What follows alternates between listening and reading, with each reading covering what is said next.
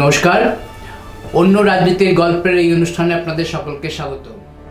সকলকে নববর্ষের শুভেচ্ছা দিয়ে আমি শুরু করছি আজকে অন্য রাজনীতির গল্প। আসলে অন্য রাজনীতির গল্পটা এখন আমাদের পাশের দেশের গল্প হয়ে দাঁড়িয়েছে। মানে আমি রেগুলার আপনাদের আপডেট করছিলাম বাংলাদেশ নিয়ে। আসলে বাংলাদেশে কি ঘটছে?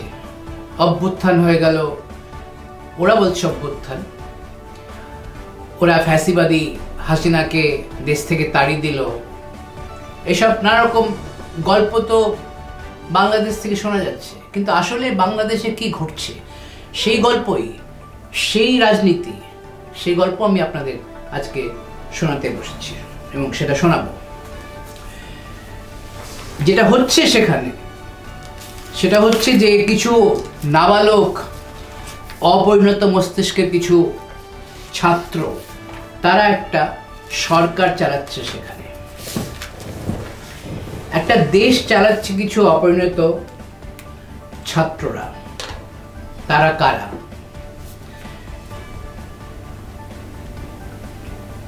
আর মোহাম্মদ ইউনূস এই অপরিণত নাবালক ছাত্রদের কাঠের পুতুল হয়ে সে দেশের সরকার চালানোর চেষ্টা করছে। আসলে এই ছাত্র জনতা বলে যারা বৈষম্য বিরোধী যে ছাত্র, যারা যে আন্দোলন যারা করেছিল, কোটা আন্দোলন থেকে যে আন্দোলনটা একটা শেখ হাসিনা সরাও আন্দোলনে পরিণত হয়েছিল, তারা আসলে ইউনূস সরকারের মাধ্যমে দেশটাকে একটা রক্তক্ষয়ী সংগ্রামের দিকে নিয়ে যেতে চাইছে। অচিরেই আমি বিস্মিত হব না যদি বাংলাদেশে অচিরেই সিভিল ওয়ার বা গৃহযুদ্ধ শুরু হয়ে যায়। তার কারণ, তার অনেকগুলো কারণ আছে। যে সংগ্রাম, যে মুক্তিযুদ্ধ, যে স্বাধীনতা সংগ্রাম 1971 সালে করেছিল, সেই স্বাধীনতা সংগ্রামকে ভুলিয়ে দিতে চাইছে, মুজিববাদকে ভুলিয়ে দিতে চাইছে, এবং 1972-এ যে সংবিধান রচনা হয়েছিল সেই সংবিধানকে কবর দিতে চাইছে এই বৈষম্য বিরোধী ছাত্ররা। এবং তারা শেখ হাসিনার বিচারের নামে একটা প্রহসন করতে চাইছে, যাতে মানুষকে, সেখানকার মানুষ দৈনন্দিন সমস্যা থেকে সরে যেতে পারে। আর যেটা হচ্ছে, যেটা ওখানে ঘটছে, সেটা হচ্ছে যে মুক্তিযুদ্ধ বিরোধী রাজাকারদের সন্তানেরা আবার পাকিস্তানে ফিরে যাওয়ার স্বপ্ন দেখতে শুরু করেছে। কিন্তু তা কি সহজে বাংলা জাতি বা বাংলাদেশের মানুষ মেনে নেবে? আমার মনে হয় না মেনে নেবে। কারণ 1971-এর মুক্তিযুদ্ধকে অস্বীকার করার অর্থ হচ্ছে বাংলাদেশের অভ্যুদয়কে অস্বীকার করা। তাছাড়া তথাকথিত যে বিপ্লব ছাত্র জনতারা করেছিল, সেই বিপ্লব ইতিমধ্যেই গতিহারা, একটা কানা গলির মধ্যে ঢুকে গেছে, বেরোবার কোনো পথ পাচ্ছে না তারা। আসলে একটা পাল্টা বিপ্লব বাংলাদেশে, সেখানকার বাংলাদেশিরা এবং যেখানকার মুক্তিমনা যারা বুদ্ধিজীবী, তারা বুঝতে পেরেছে যে এই যে ফ্যাসিবাদের বিরুদ্ধে লড়ে এরা শেখ হাসিনাকে ফ্যাসিবাদী বলে যে শেখ হাসিনাকে তারা সরিয়ে দিয়েছে, সেই ফ্যাসিবাদী তারা আবার শুরু করছে এবং ওদের নিজেদের অস্তিত্বই বিপন্ন। এখন বাংলাদেশের যারা বুদ্ধিজীবী, যারা দেশের কথা ভাবে, যারা মৌলবাদী বিরোধী, তারা কিন্তু এই বৈষম্য বিরোধী ছাত্র জনতার যে অপরিণত রাজনীতি, তার বিরুদ্ধে কিন্তু তারা মুখ খুলতে শুরু করেছে।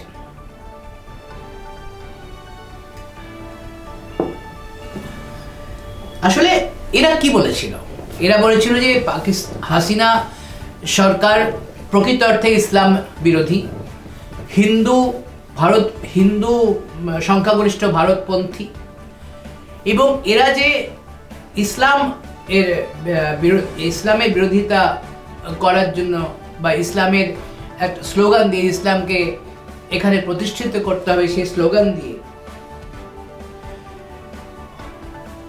দিয়ে যে একটা বিপ্লবটাকে যে বিপথে চালিত করেছিল এবং হিন্দুদের সেখানে নিশ্চিহ্ন করার যে স্লোগান দিয়ে যে মৌলবাদীরা একটা খেপিয়ে তুলেছিল, মানুষকে বিভ্রান্ত করেছিল, তারাই এখন এবং এর বিরুদ্ধে এখন সেখানকার মানুষজন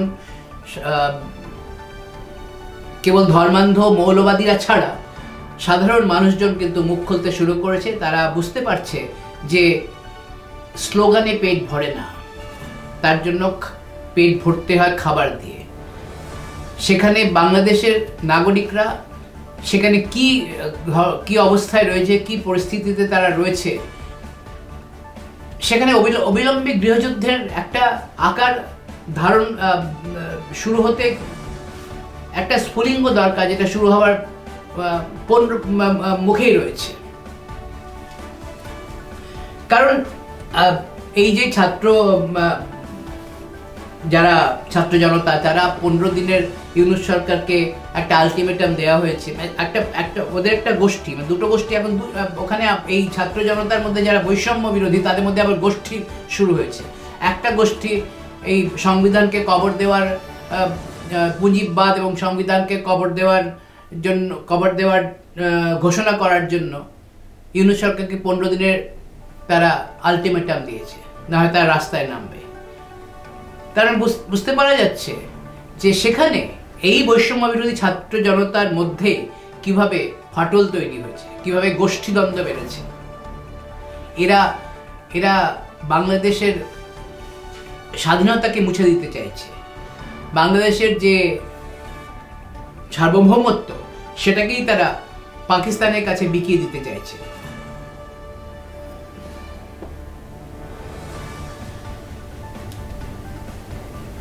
এরা আসলে ভুলে গেছে যে 1971 সালে 30 লক্ষ মানুষের জীবন এবং 2 লক্ষ মা বোনেদের ইজ্জতের বিনিময়ে যে পাকিস্তান হামলাবারীদের কাছ থেকে স্বাধীনতা কেড়ে নিয়েছিল, এবং তাকেই তারা এখন অস্বীকার করার দিকে এগোচ্ছে। তারাই পাকিস্তানের কাছে নিজেদের বিকিয়ে দেওয়ার জন্য এগোচ্ছে। কারণ যেই রাজাকারেরা, আমি আপনার আগেই বলেছি, যে রাজাকারেরা পাকিস্তানে ফিরে যাওয়ার স্বপ্ন দেখছে, কারণ সেখানে তারা বহাল তবিয়তে থাকবে না, তাদেরকে তো রাজার আদর দেওয়া হবে। কারণ পাকিস্তান চাইছে বাংলাদেশটা আবার তাদের কাছে চলে আসুক। যে ভারত বাংলাদেশকে গঠন করতে সাহায্য করেছিল, বাংলাদেশ স্বাধীনতা অর্জন করতে সাহায্য করেছিল, সেই ভারতকে পাকিস্তান বারবার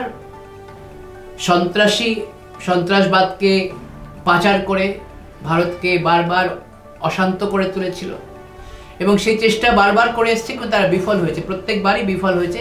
ভারত পাল্টা জবাব দিয়েছে। এবার তারা বাংলাদেশে ঢুকে তারা ভারতকে অশান্ত করতে চাইছে, ভারত বিরোধিতা করতে চাইছে।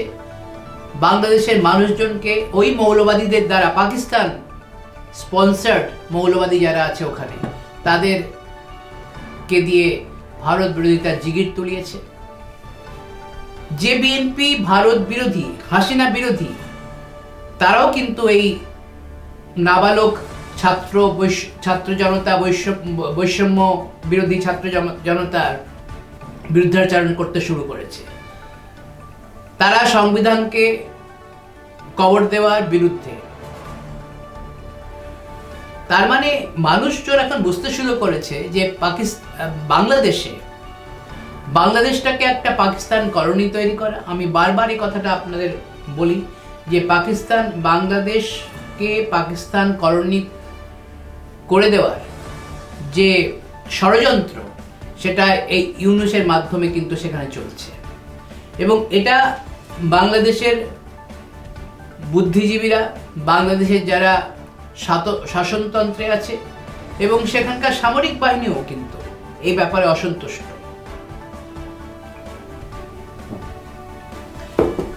এটাও হতে পারে যে যদি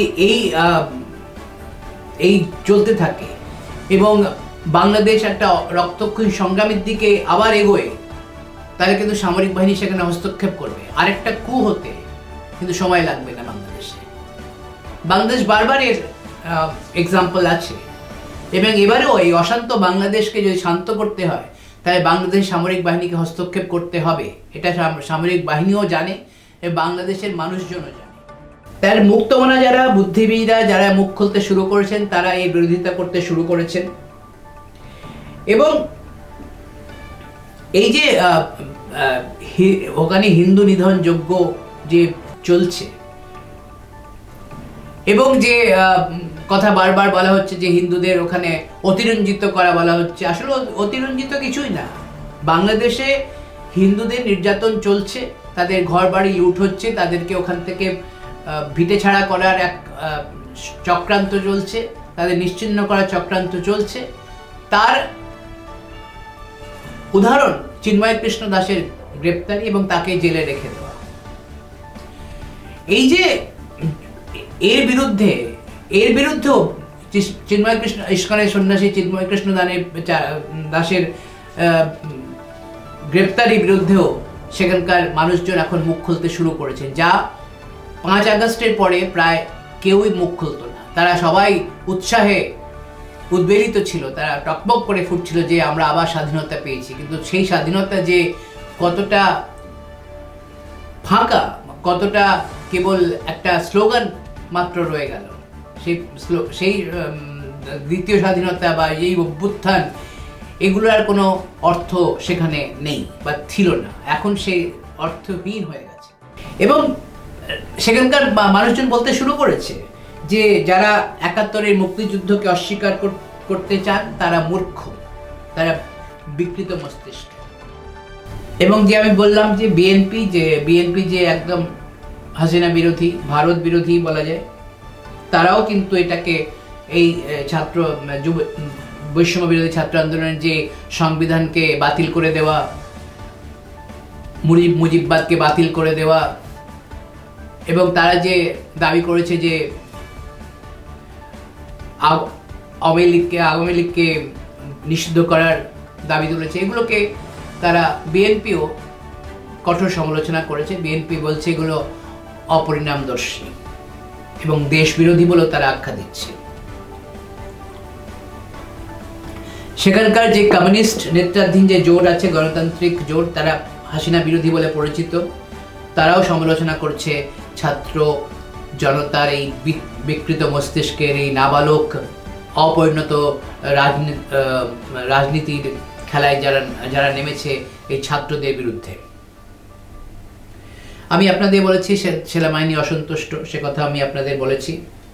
তাছাড়া যেটা হয়েছে আসলে যে বারবার ভারতের কাছে যে ধরনের ভারত বিরোধী যে ধরনের জিগির তোলা হয়েছে তা বুমেরাং হয়ে বাংলাদেশেই ফিরেছে। কারণ শেখ হাসিনা প্রধানমন্ত্রী থাকাকালীন তাকে সেখানকার মিলিটারি সসম্মানে ভারতে নিয়ে এসেছিল এবং ভারতে তিনি অতিথি হিসেবে তিনি আশ্রয় নিয়েছেন। এবং তিনি প্রধানমন্ত্রী থাকাকালীন এই ঘটনা ঘটেছিল। তো সেখানে তিনি তো বন্দী নন বা তিনি বিচারাধীন কোনো জেলেও ছিলেন না যে তিনি পালিয়ে গেছিলেন। তো সেখানে প্রত্যর্পণের বিষয়টি আসে কোত্থেকে? ভারত তো ওই যে একটা নোট পাঠিয়েছিল বাংলাদেশ, সেটা তো দুমে মুচড়ে ওটাকে ডাস্টবিনে ফেলে দিয়েছে। ওটা দেখে উনি চোখ দিয়ে কি ভারত ওকে প্রত্যর্পণ করবে কিনা, কারণ প্রশ্নই ওঠে না। এবং ভারত বারবার বলে দিয়েছে যে শেখ হাসিনার সঙ্গে তাদের সম্পর্ক যেরকম ছিল সেরকমই থাকবে, সে নিয়ে কোনো নড়চড় হবে না। তো এই যে ভারত যে বারবার চপেটাঘাত করছে মোহাম্মদ ইউনূস সরকারের ওপরে, তার পরিণাম হচ্ছে মোহাম্মদ ইউনূস সরকার বাধ্য হয়ে ভারত হাইকমিশনে গিয়ে আমাদের হাইকমিশনের প্রণয় বার্মার সঙ্গে দীর্ঘক্ষণ কথাবার্তা বলেছে। কি কথাবার্তা বলেছে সেটা দুজনেই জানে, কিন্তু কথাবার্তা ভালোই হয়েছে। মানে ইউনূস চাইছেন ভারতের সহযোগিতা, ভারতের সহযোগিতা না পেলে বাংলাদেশ যে টিকবে না এবং মানুষজন যে ক্ষেপে আছে সেখানে, যেদিনকে পাকিস্তানের কাছে আত্মসমর্পণ করবে বাংলাদেশ ইউনূস সরকার, সেদিনকে কিন্তু সেখানে গৃহযুদ্ধ শুরু হয়ে যাবে। এই অশনির সংকেত, এই সিঁদুর মেঘ যদি মোহাম্মদ ইউনূস বুঝতে না পারেন, দেখতে না পান, তাহলে কিন্তু তার কপালে দুঃখ আছে। তাকে প্যারিসে পালিয়ে যেতেও কিন্তু সেখানকার জনগণ দেবে না। আজকে এই পর্যন্তই বাংলাদেশ নিয়ে আমার বক্তব্য। আমরা দেখতে থাকবো বাংলাদেশে নতুন বছরে 2025-এ বাংলাদেশ কিভাবে এগোয়, কোথায় এগোয়, সেখানে নির্বাচন হয় কি হয় না, সেসব আমরা লক্ষ্য রাখব। আজকের আমার এই প্রতিবেদন যদি গল্প বাংলাদেশ নিয়ে অন্য রাজনীতির গল্পে যদি আপনাদের এটা পছন্দ হয়ে থাকে, অবশ্যই লাইক এবং কমেন্ট করবেন, চ্যানেলকে সাবস্ক্রাইব করুন এবং দেখতে থাকুন অন্য রাজনীতির গল্প আমাদের এই বাংলা টাইমসের চ্যানেলে। নমস্কার।